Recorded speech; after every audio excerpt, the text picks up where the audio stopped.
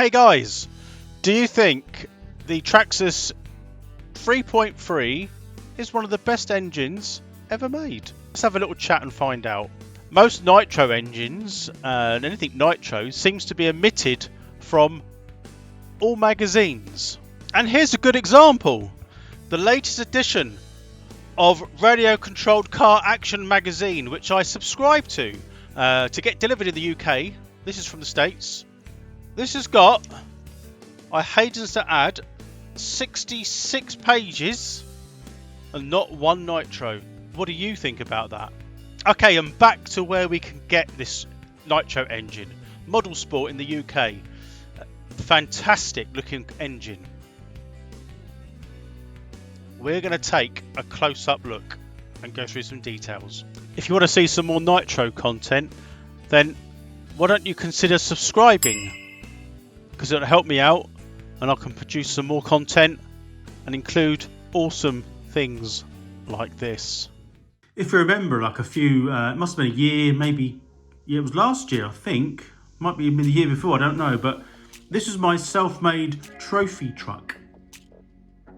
So that's an RC10 GT. And in there is a Traxxas 3.3. We'll have a closer look in a minute. Here's a spare that I have. I've rebuilt this one. It's as good as new inside and out. It's in fantastic condition. It hasn't even been run, so it's got some really good compression. The easy start does make it easier, hence the name, to start the car. You need a adapter which plugs in. They do come in pull start as well. Either or, doesn't really matter. It's got a rear facing exhaust, so you see the carburetor is on the front. It goes through the engine to the rear. Depends where this and how this is mounted in the chassis, of course. It's got a slide carburetor.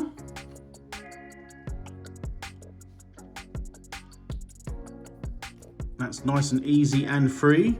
Easy to set up. You've got this low speed needle there, the high speed needle, and in there is the throttle stop. They come in two different types of crank, SG crank and nut. That's the one, and my understanding is, I'm just looking at my notes now, it comes with a nut with a groove. Behind here, there's a nut which will hold the flywheel onto the body. And it's how that's actually held on rather than that, I think, from my understanding. Cost of these in the UK and can be purchased now for 206 British pounds. Quickly converting that over to the US, it's 262 US dollars. You've got shipping and it will vary from state to state, I guess.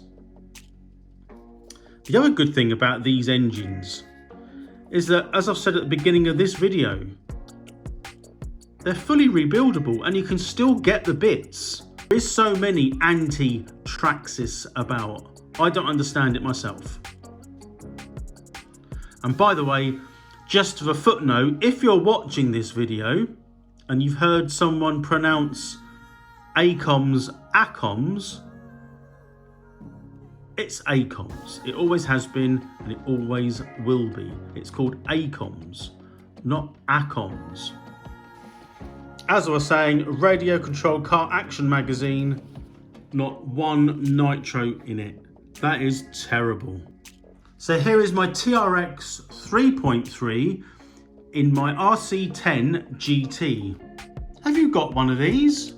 Have you used it recently? What do you think? The RC10 GT was never intended to have one of these put in, but I converted this to take the 3.3 and a trophy truck style body. If I haven't said it already, I'll put a link in the description of when I last used this. It can just be searched on my channel. Fantastic. Disgraceful. It's all crawlers. Nothing against crawlers and that, but there's more to it than just crawling. There's Nitro, a genuine 3.3, 60% more power than the 2.2. I don't even know if the 2.2 is still made. I think they've gone, from what I've seen, you can only really buy the 3.3 new. I haven't looked for the 2.2, so if you know any different, just please let me know. Single speed, baby. I hope you enjoyed this video. Let me know what you think.